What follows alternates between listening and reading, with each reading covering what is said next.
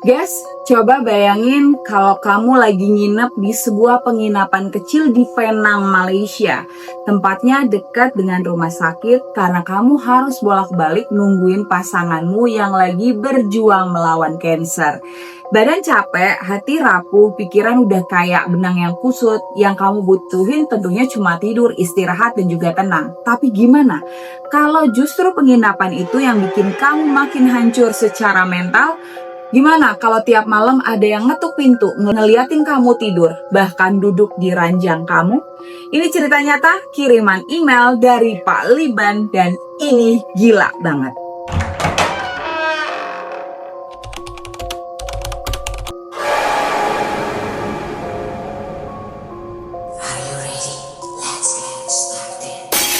Hai guys, thank you for coming and welcome back ke segmen Kerok, kisah epic horror kamu, aku, kita, bareng aku Rafty Betriswa.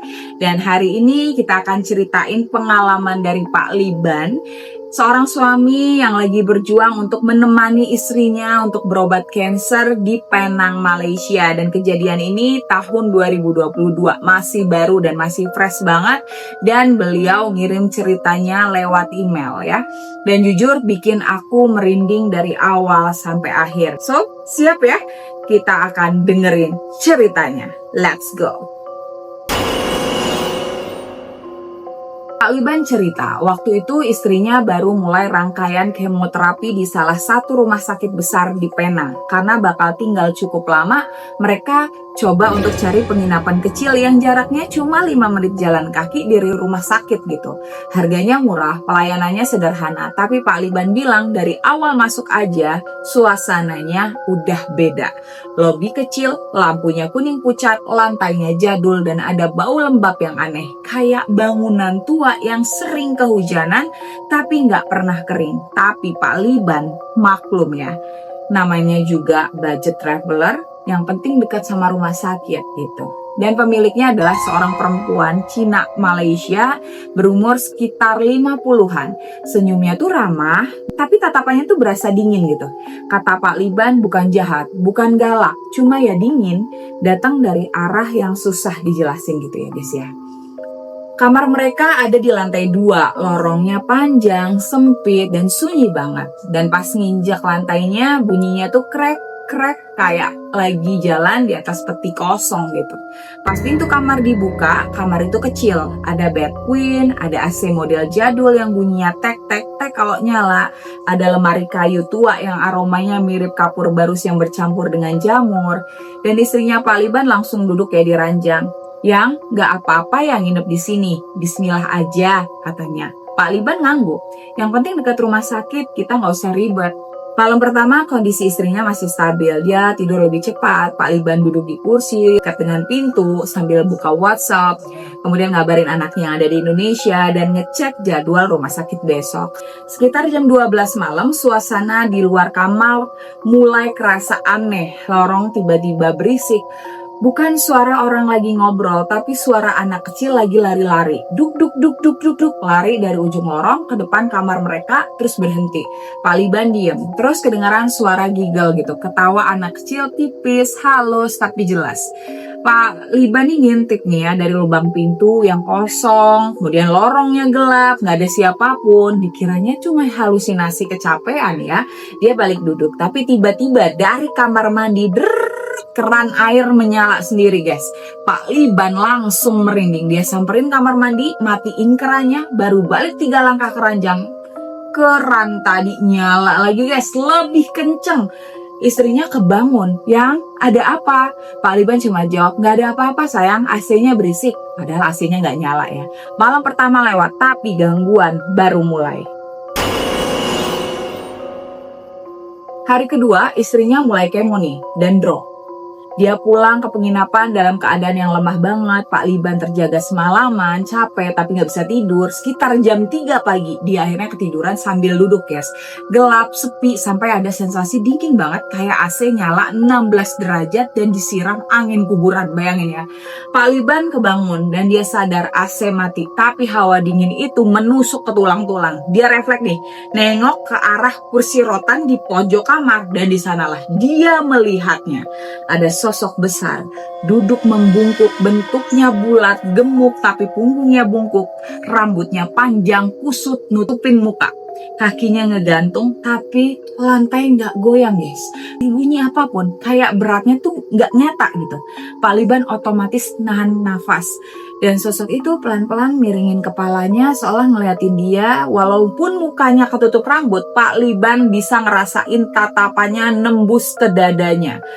Hawa dingin makin menjadi-jadi dan istrinya kebangun sedikit ngerang kesakitan, dan saat itulah sosok itu bergerak pelan tapi bergerak, kursi rotan bergeser sendiri beberapa sentimeter dan Pak Liban langsung baca ayat kursi dalam hatinya. Sosok itu menghilang dalam satu kedipan, hilang begitu aja guys.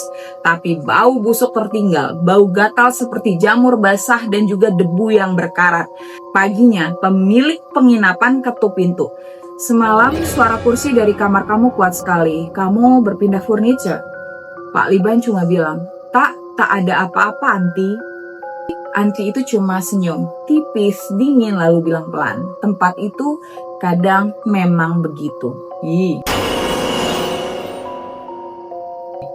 Ketika hari ketiga, kondisi istrinya makin melemah, dia harus opnam sementara ya. Pak Liban harus bolak-balik dari rumah sakit ke penginapan, tapi gangguan justru makin terasa. Di rumah sakit ada momen yang membuat Pak Liban yakin sesuatu mengikutinya. Waktu dia tidur di ruang tunggu, dia terbangun karena merasa ada yang pegang bahunya lembut tapi dingin guys. Dia pikir itu perawat, tapi pas dia buka mata nggak ada siapa-siapa dan ruang tunggu itu kosong. Ketika dia berdiri dan berjalan menuju toilet rumah sakit, dia melihat bayangan wanita besar bungkuk, bayangan yang sama di kaca pintu ruang isolasi lama guys. Ruangan itu gelap, udah lama nggak dipakai, tapi bayangan itu ngikutin gerakannya. Sampai suatu titik bayangan itu hilang begitu aja. Pas dia cerita ke perawat itu cuma bilang, "Bang, ruangan itu dulunya adalah tempat rawatan pesakit derita kanker tahap akhir. Banyak yang tak sempat pulang." Dan perawat itu lalu memegang lengannya dan juga bilang, "Kalau abang tinggal dekat sini, jangan balik lewat jam 3 pagi. Ada yang suka ikut." Nah, Pak Liban langsung pucat guys. Malam keempat, malam terakhir adalah puncaknya. Istri Pak Liban udah mendingan dan boleh rawat jalan. Mereka berdua tidur lebih awal, sekitar jam 2 pagi lah. Nah, Pak Liban bangun karena dengar suara nafas yang berat guys, kayak suara orang tidur sambil menahan sakit. Dia kira istrinya gitu ya, tapi ketika dia menengok, istrinya tidur normal, nafasnya pelan, stabil, dan suara itu datang dari arah lemari kayu tua. Nah, Pak Liban maju pelan nih, dan saat dia dekat, suara napas itu berubah jadi suara perempuan menangis guys. Tangisnya dalam, pelan, kesakitan, putus asa, dan tiba-tiba lemari itu bergetar, kayak ada sesuatu di dalamnya. Nah, Pak Liban langsung mundur nih, pegang istrinya, baca doa, tapi lemari itu makin keras getarannya guys. Bunyi hentakan dari dalam, duk, duk, duk, sampai pintunya terbuka sedikit. Dan dari sela pintu itu muncullah jari-jari pucat guys, bengkak, belakangan biru, ungu, jari itu bergerak pelan kayak melambai minta tolong. Nah, istrinya Pak Liban langsung pingsan dong guys. Pak Liban teriak astagfirullah dan keluar kamar sambil bawa istrinya. Pemilik penginapan dengan cepat lari ya, akhirnya menghampiri mereka dan disitulah semuanya terbongkar guys. Anti itu bilang dengan lirih, "Sini dulu saya ceritain, tapi kamu jangan takut." Dia cerita kalau kamar itu pernah ditempati seorang perempuan Malaysia yang berjuang melawan kanker stadium akhir sendirian tanpa keluarga, dan dia meninggal di dalam kamar itu. Tepat duduk menghadap lemari sambil nahan sakit. Menurut Anti, perempuan itu nggak tenang karena meninggal dalam keadaan takut dan juga sendirian. Nah, kadang terlihat duduk di kursi, kadang terdengar menangis dari lemari, nih ya. Kadang juga berjalan di lorong mencari kamar pasien rawat inap dari rumah sakit. Dan Anti itu juga bilang, "Saya nak pindahkan roh dia, tapi bukan kerja mudah. Saya sudah panggil orang agama, tapi masih ada Pak Liban putuskan pindah malam itu juga, guys. Dan setelah kembali ke Indonesia, istri Pak Aliban perlahan sembuh, alhamdulillah. Tapi sampai sekarang Pak Aliban bilang dia masih sering mimpi lihat sosok perempuan gemuk bungkuk itu, guys. Duduk di kursi rotan, ngeliatin dia dengan kepala miring. Ya mungkin karena masih trauma, mungkin juga karena sosok itu benar-benar ngikutin waktu di Penang, atau mungkin memang masih ada ikatan tak kasat mata di antara mereka gitu ya. Dan Pak Aliban tutup emailnya dengan kalimat, "Semoga siapapun yang melihat, mendengar, atau merasakan seperti saya diberi kekuatan. Jangan remehkan energi dari tempat-tempat yang pernah jadi saksi penderitaan manusia.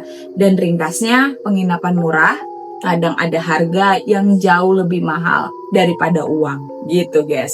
Oke, guys, itu dia tadi cerita kerok kita hari ini dari Pak Aliban dan juga istri. Alhamdulillah ya, istrinya sudah sehat, sudah sembuh. Kita doakan semoga tetap sehat, dan buat semua guys kerok selalu dalam limpahan rahmat Allah Subhanahu wa taala dan selalu dalam keadaan sehat ya. Jaga kesehatan, makan yang baik, dan istirahat yang cukup, teman-teman semua. Semoga kamu semua ya bisa ambil hikmahnya. Jangan cuma lihat harga murah dari sebuah hotel, tapi juga coba lihat juga energi-energi yang ada di belakangnya, guys.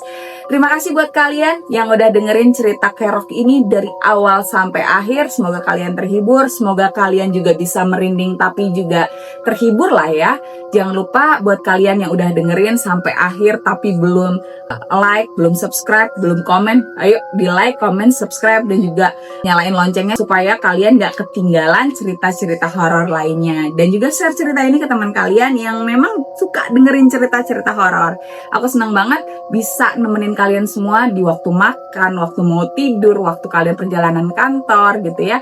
Semangat aku adalah ketika kalian bisa menikmati dan terhibur dari cerita-cerita yang aku bagikan gitu ya. Jangan lupa ya untuk nyalain lonceng supaya kalian gak ketinggalan cerita horor berikutnya. Oke, makasih sekali lagi. Aku Repti Beatrice pamit. See you. Bye-bye. Wah.